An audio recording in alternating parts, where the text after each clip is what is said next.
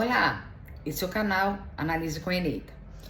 O vídeo de agora, ele se relaciona aos dois anteriores, porque eu falei da relação do sujeito cognoscente e sujeito psíquico, citei Piaget, Vygotsky, Freud, Moreno. Depois eu falei da importância, do psicólogo na escola e da importância da escola na vida das pessoas. Mas para a escola, ter, esse papel de importância, a gente também pode pensar: que escola? Para quem? Por que dessa escola? Então, eu recebi algumas sugestões para eu falar assim de como eu pensaria a escola, o que eu acho importante. Bom, a escola é uma instituição e, como todas as instituições, ela precisa estar muito atenta aos movimentos e demandas sociais. E as demandas sociais, produtivas, que elas requerem da sociedade, dos sujeitos, enfim. As coisas têm evoluído ou se desenvolvido, ou se apresentado de uma forma muito rápida hoje, devido ao avanço tecnológico, e também eu acho que as redes sociais têm um papel importante na disseminação de vários conteúdos. Isso altera o interesse para onde os sujeitos se voltam e se interessam. Mas o que eu acho importante? Se eu pudesse escolher, determinar como seria a escola, para mim seria assim: a escola até a época da alfabetização, até antes de entrar no ensino fundamental, eu acho muito importante que seja disponibilizado e tivesse uma garantia que creche, essa escola, esse de início de vida até a época da alfabetização, fosse integral. O mesmo eu penso para o ensino fundamental e também penso para o ensino médio, mas com objetivos diferentes, Óbvio, são pessoas, alunos em idades diferentes, mas por que então eu estou colocando assim? Da creche, da entrada assim, bebê, até a alfabetização, Porque vai esse período até o preparo para a alfabetização entrar, no primeiro ano. Eu acho uma garantia, uma coisa importante para a sociedade, para as famílias, especialmente para as mulheres. Porque as famílias, as mulheres poderiam ir trabalhar, manter a sua vida, diversificar seus papéis na sua vida de uma maneira mais tranquila. Uma boa escola que não atenda a população, traz muitas dificuldades. Traz dificuldade de inserção da mulher no campo de trabalho, para ela se interessar por outras atividades. Nossa, mas a escola o dia todo, a criança não cansa, a vida toda, até a faculdade. Olha só, hoje em dia nós não temos mais uma vida de que as crianças podiam circular livremente, com segurança, com toda tranquilidade nas ruas, Os espaços que eram extraterritoriais, eles estão muito interiorizados, nos condomínios, nas casas, nas escolas. Então, assim, pensem, quando a gente também fala numa escola, o dia todo, não é para ficar tendo aula e conteúdo, isso é importante. Mas com um tempo integral, você pode ter um horário da aula e ter o contra-horário disponibilizado para artes, para esportes, para aulas de reforços, para outros conteúdos que seriam destinados, nesse caso da criança até a época da alfabetização, com atividades que fortaleçam os fundamentos das funções mentais superiores e que preparam para o estabelecimento da linguagem falada compreendida e para a linguagem escrita e interpretada. Isso é fundamental. Também você pode ter várias atividades que preparam para da biologia e para os fundamentos da matemática. O ensino médio, a gente pode pensar nessa mesma proposta. E como a criança já está maior, já está na alfabetização e na pós-alfabetização, outras atividades podem ser agregadas. Então vejam bem, quando eu falo na escola integral e pública, né, eu acho que o sonho seria que colocar os filhos em escolas particulares fosse uma opção, não às vezes uma obrigação. Porque também muitas famílias optam para colocar as crianças em escolas privadas porque se preocupam com a segurança nas escolas públicas. Isso é uma realidade da qual a gente, infelizmente, não pode fugir.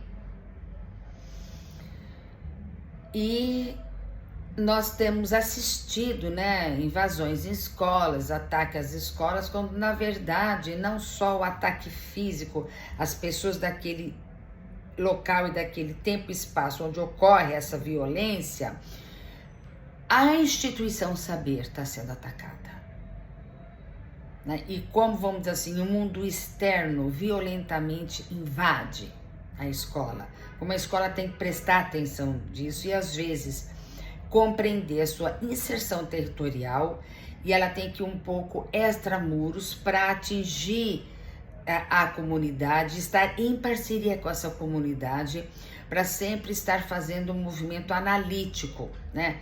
Uma escola em um local, ela muda a realidade de uma comunidade, tá? Então, assim, no ensino médio, eu penso que tem alguns conteúdos que são também muito importantes e que eu não vejo no ensino médio. Eu, particularmente, acho o ensino médio muito emborrecido, assim, chato. Eu não acho ele que seja atrativo. Acaba que as pessoas querem ficar preparados, os alunos, as famílias, preparar as pessoas para os processos seletivos, né? Ficarem melhor preparados. O conteúdo sempre é importante. Conhecimento, ele também por si só requisita e promove, né, as funções, o desenvolvimento e aprimoramento das funções mentais superiores, né, raciocínio, pensamento, memória, linguagem, atenção, né?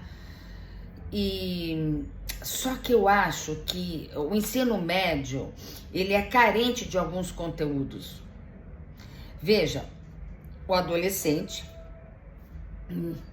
por óbvio, não é mais uma criança, e é uma idade que você prepara para a idade adulta, onde, de certa forma, os adolescentes já são vistos de uma forma mais adulta, as exigências e expectativas sobre ele modificam completamente, ele tem que passar por várias modificações.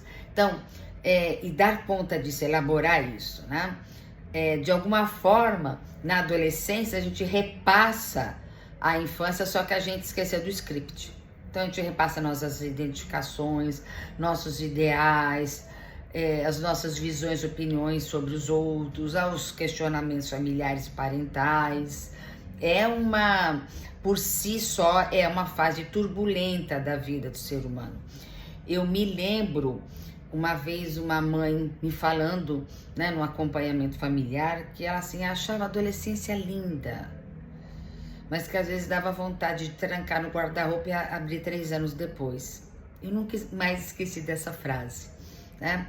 E realmente é uma fase que questiona as famílias e coloca diante de novas realidades pelos desejos, né, de autonomia que o adolescente vai colocando para a família vai tendo que lidar com esse ser em transformação. Esse ser em transformação, ele também demanda outros conteúdos da escola e outras atividades. E talvez atividades, né, que possam contemplar essas questões, que seriam mais atividades coletivas, grupais, que poderiam ser feitas no contra-horário. Horas de reforço, horas de preparo, reforço em línguas, teatro, um incentivo aos esportes, aulas de artes, enfim, é uma infinidade. Mas ainda falando do conteúdo, eu acho que o ensino médio, ele deveria contemplar áreas de conhecimento que eu acho que ajudariam que o jovem fizesse uma escolha profissional mais esclarecida, mais consciente. Por exemplo, antigamente, né, Educação Moral e Cívica, o SPB, né, e se pensa muito nesses conteúdos, vamos chamar cívicos, mas eu acho que é importante no ensino médio o jovem conhecer como é que é a estrutura constitucional, jurídica, política do país. Qual que é o papel de um vereador? Qual que é o papel de um deputado federal? Qual que é o papel de um senador? Como que a república está constituída? E com o devido cuidado de ser um ensinamento técnico e cuidar com que não haja imposições político-ideológicas. Isso é muito importante. Tá? Bom, isso ajudaria não só para que esse jovem futuro que está batendo nas portas da idade jovem adulta, para enfrentar essas realidades, entender o mundo e a sociedade que o cerca, no qual ele está inserido e deve ser um sujeito ativo. Ajudaria também a escolher, por exemplo, com mais pertinência, se ele quer fazer um curso de direito. Não é o único aspecto, mas outros conteúdos também poderiam ser colocados para quem está pensando na área das ciências sociais jurídicas. Biologia seria muito interessante, sempre articulados com casos clínicos, questões do meio ambiente relacionadas à biologia, então tudo que puder, tá? Fazer uma relação interdisciplinar, e a proposta de boa parte dos estudos hoje ajudaria a pensar mais na prática. A biologia, ela não é só pensada num problema genético. Você pode pegar um caso genético, né? E você daí meio que se imagina podendo ser um médico, um pesquisador, né? Até o Enem tem muito esse tipo de questões que envolvem várias disciplinas ao mesmo tempo. Uma outra coisa importante, economia doméstica, economia financeira, entender o que é uma aplicação financeira, o que é um PIB, o que é um déficit primário, um déficit secundário, o que é uma dívida pública, o que é o financiamento do Estado. Penso como, além de entender melhor tudo que se processa, ele pode entender melhor e se identificar e buscar, caso siga, né, para um ensino superior, né, de terceiro grau, dirigido de uma maneira mais embasada sobre o que ele estudaria numa faculdade.